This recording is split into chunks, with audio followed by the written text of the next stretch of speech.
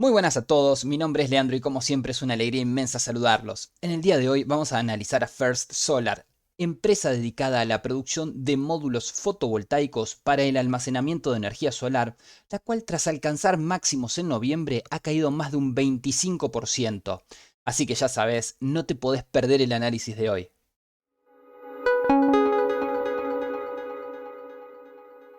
Pero antes de comenzar, quiero darle la bienvenida a todos los nuevos suscriptores que se sumaron al canal en estos últimos días e invitar a suscribirse a los que aún no lo han hecho. Ya alcanzamos los 2500 suscriptores y me animo al desafío de llegar a los 3000 antes de fin de año. Déjame en los comentarios si crees que podemos llegar y no olviden dejar azul ese botón de like. Comencemos entonces ahora sí con el análisis fundamental de First Solar y lo primero con lo que nos vamos a encontrar es con la relación que existe entre el precio actual de sus acciones y el valor intrínseco de las mismas. Veamos que actualmente el precio de estas acciones ronda los $95 contra un valor intrínseco de 174, es decir, que se encuentra más de un 45% infravalorada con respecto al valor intrínseco. Recordemos que esta es una estimación del precio de las acciones basándonos en los flujos de caja que debería obtener en el futuro. Ahora, parece extremadamente barata a simple vista. ¿Qué es lo que ocurrió? Ya vamos a ver también cuál es su situación con respecto a la deuda. Ahora, es una empresa que hace unos meses, a principios de noviembre, había alcanzado los $125 aproximadamente, si no me equivoco. Tuvo una caída bastante grande de más de un 25% en poco menos de un mes o aproximadamente un mes. Bueno, se vino hablando muchísimo de esta empresa desde el año pasado, desde que asumió Joe Biden, y dejó entrever desde un principio que iba a hacer un gran hincapié en todas las energías renovables a través de este plan de infraestructura, el cual todo el tiempo se fue modificando y se fue reduciendo en su tamaño, en la cantidad de dinero que se iba a utilizar para este mismo. Y bueno, actualmente la encontramos haciendo una corrección bastante interesante.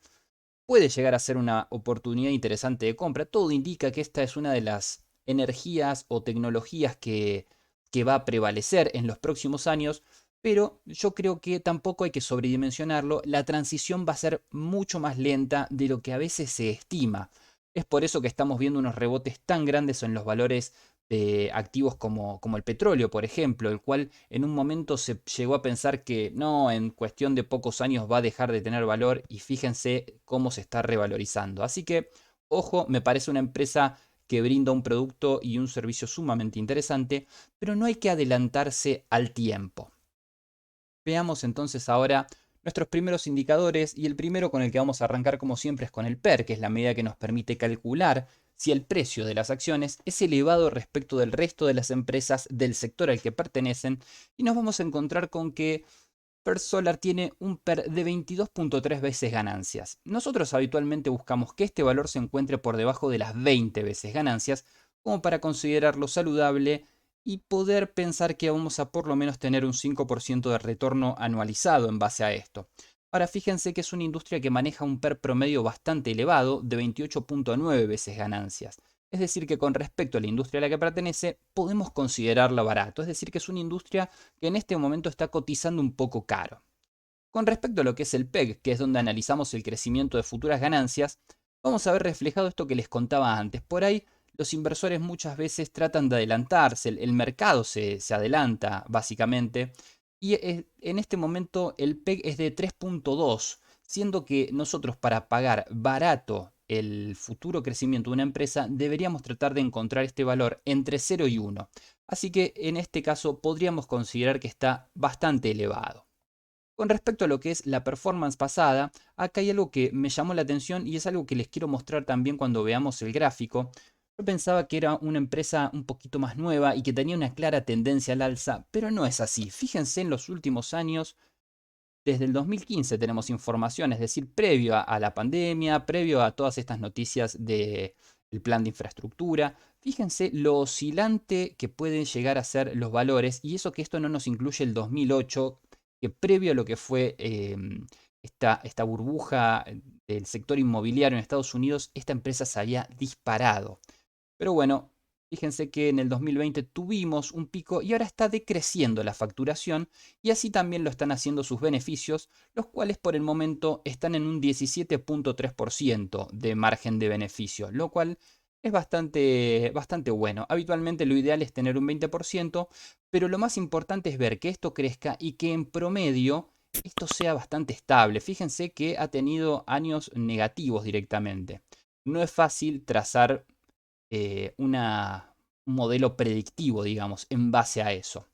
Con respecto a lo que es el ROE, que es donde analizamos la rentabilidad financiera, siendo esta la medida que nos muestra cuán eficientemente el equipo administrativo de la empresa ha utilizado el dinero de sus accionistas para generar ganancias, nos encontramos con un ROE bastante bajo. Yo me hubiese imaginado algo más alto para este tipo de empresas que en teoría nos vienen a brindar un salto tecnológico en cuanto a lo que es la energía, siendo que la energía está siendo cada vez un bien más valioso. Fíjense que el ROE es del 7.8%, habitualmente lo ideal es encontrar un 20% o más, pero es una industria que de por sí no maneja un ROE promedio muy alto, el cual es de 16.4%. Tomamos el matecito como siempre.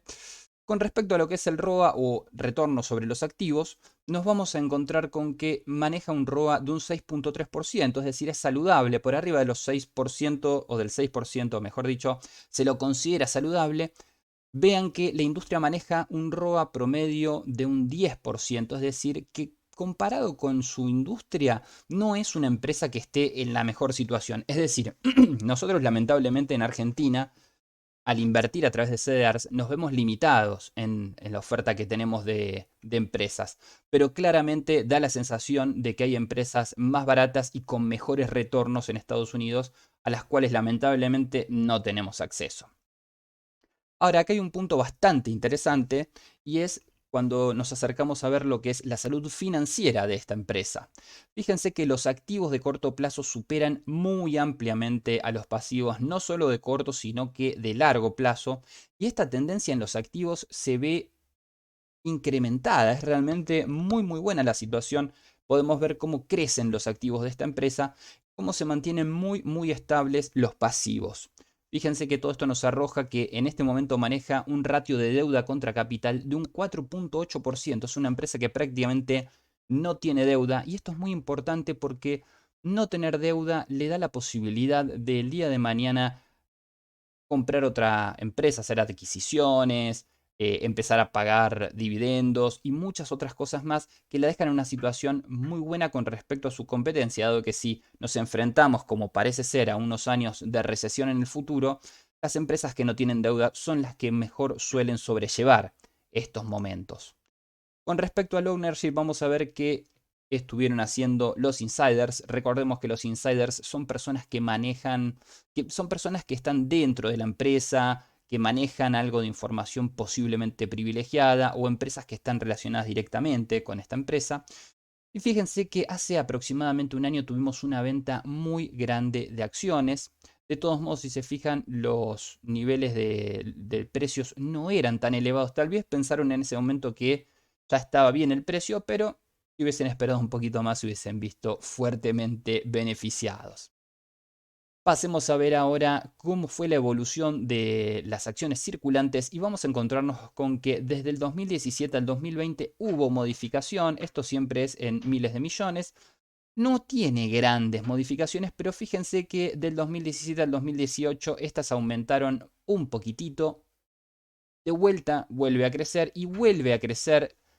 Es una empresa que tiene la tendencia claramente a generar nuevas acciones circulantes, si bien lo hace a un paso bastante lento, no tiene una política ni de sostener este número totalmente equilibrado, ni de hacer recompras, lo cual incrementaría nuestro valor como accionistas, sino que todo lo contrario, de a poquito nos van diluyendo.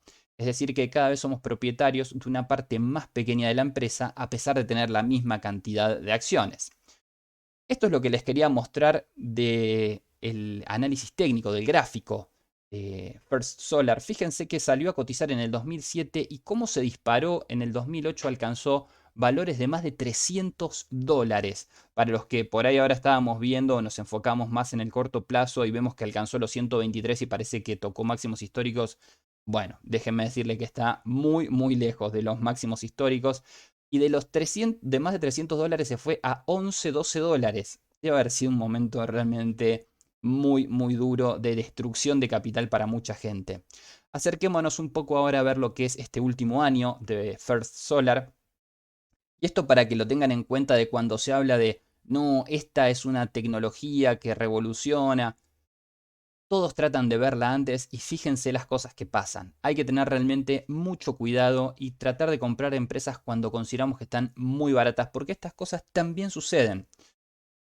Fíjense que la tendencia de corto plazo en este momento es bajista, dado que encontramos a esta empresa por debajo de la media de 21, bastante lejos de su media. Es posible que encontremos un momento en el cual rebote, que nos genere un rebote. Habrá que ver si es para romper la media de 21 al alza o simplemente es un rebote para seguir bajando. Hay que estar atentos.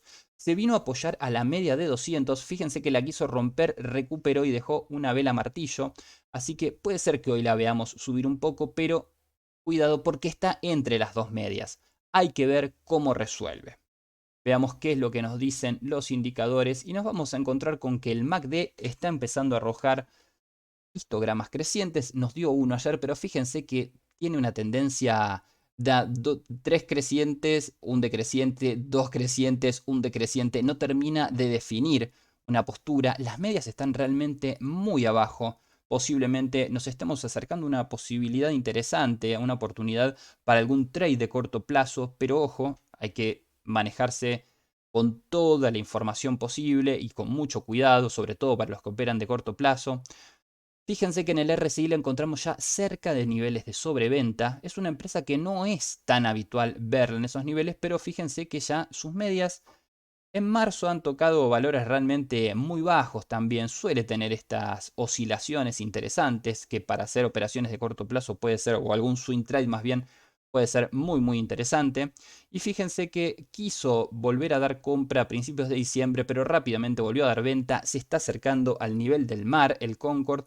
Y como pueden ver, las manos grandes poquito, pero están vendiendo. Hay mucho movimiento de venta de manos chicas y después de los movimientos de venta de manos chicas suelen venir las compras de manos grandes y la recuperación del precio. Así que tal vez estemos cerca de alguna oportunidad interesante.